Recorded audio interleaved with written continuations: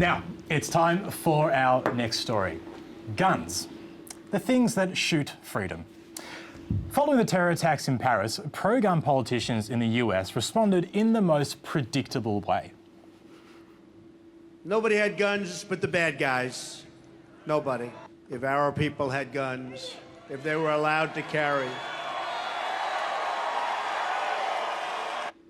Because when you're pro-guns, the answer to everything is more guns.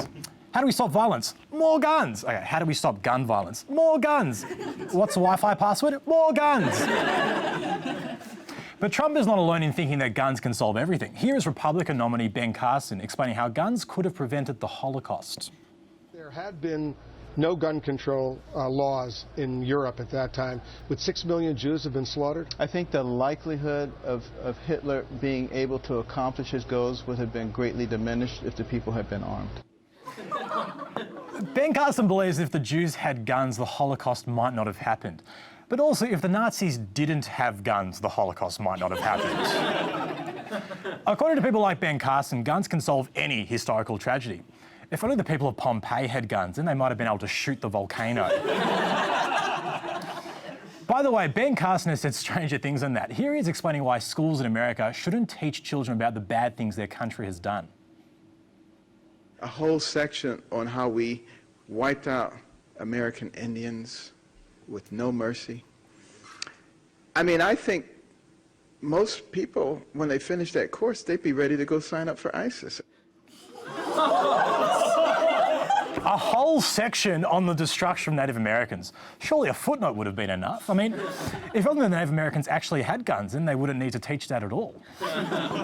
Fortunately, Australia doesn't have the same gun culture as the US. I mean, we have more of a punching culture. I mean, think of our sporting champions. Footballers punch each other. Mick Fanning punched a shark. Anthony Mundine gets punched. So after the Port Arthur massacre in 1996, John Howard introduced strict gun laws that banned particularly dangerous guns like semi-automatic rifles and shotguns. Super soakers and water pistols are still permitted, but only on hot days. Since these restrictions were introduced, there has not been another mass shooting in Australia, but not everyone in Australia supports our strict gun laws. Meet Liberal Democrat Senator and gun advocate David Leyonhjelm, pictured here, pensively staring off into the distance, probably thinking about guns. Leyonhjelm graduated from the same school of gun policy as America's Ben Carson, the only school in America immune from mass shootings, but only because it's a metaphorical school and not a physical one. Here is Leyonhjelm's solution to the Sandy Hook massacre. And is the position I've heard attributed to you your belief that if the teachers had been armed at the Sandy Hook High School, the massacre that took place there could have been avoided because perhaps a gun-bearing teacher could have shot the assailant? Oh, yeah. I think that's almost an objective fact. Again, maybe if the crazy guy didn't have a gun, that might not have happened.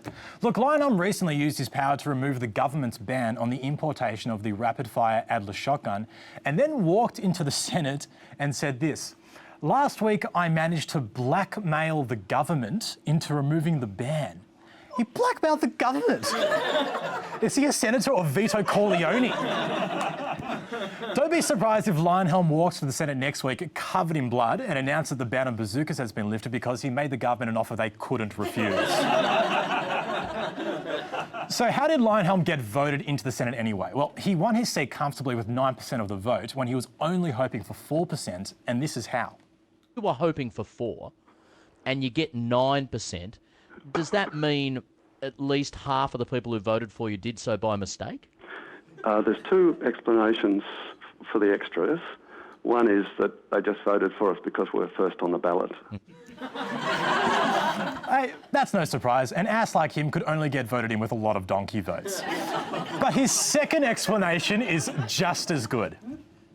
And then there is a factor of inevitably, you can't deny it, that some people would have mistaken us for the Liberals. I also say, though, that, we've got the word Democrats in our name, so did they mistake us for the Christian Democrats? Or what about the Australian Democrats? It's not just necessarily the Liberals. So, on top of the donkey votes, a lot of people voted for him because they mistook him for the Liberals, the Democrats, and the Christian Democrats, which just shows that anyone can become a senator in Australia. All you need to do is get yourself first on the ballot and call yourself the Labor, Green, Democratic, One Nation, Liberal, motoring enthusiastic, Palmer United Sex Party, and you'll win every vote. It's fine. Now, in the past, Lionhelm ran under different names. How successful was he in getting votes back then?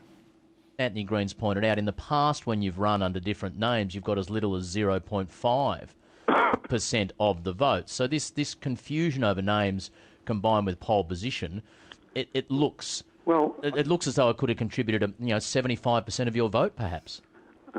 I really don't know. It's possible. It's possible. I mean, David, is it possible that you got into the Senate accidentally and you're now wielding more power than you should? It's possible. Look, Lionhelm is not alone in Parliament. He also has the support of Bob Katter, who is best understood as Pauline Hanson with a hat. Katter believes that gun control is just one of many measures that restricts the freedom of people in his native Queensland. In Queensland particularly, I think you live there in probably the most restricted state on earth. The laws there are restrictive beyond belief, and compared with any other country on earth, are highly restrictive. The most restrictive state on earth. Well, I think North Korea just got its new tourism slogan. North Korea, more freedom than Queensland. Look, Katter is so particularly concerned about gun control that he went out and bought a bow and arrow. Now, bows and arrows haven't been in use since medieval times, but he probably wants to use a weapon that dates back to his political views. Either that or he has taken the Hunger Games a little too seriously.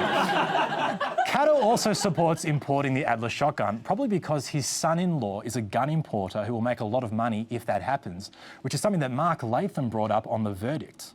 How could you sleep at night if these rapid-fire weapons got on the street? You say there are lunatics out there. Well, what if we had another Port Arthur? And you're doing it so your family can make a few bob. It's disgraceful. I never thought I'd say this, but I think I agree with Mark Latham. And you know there's something seriously wrong with your argument if Mark Latham is making more sense than you. Oh, and here is how Katter responded.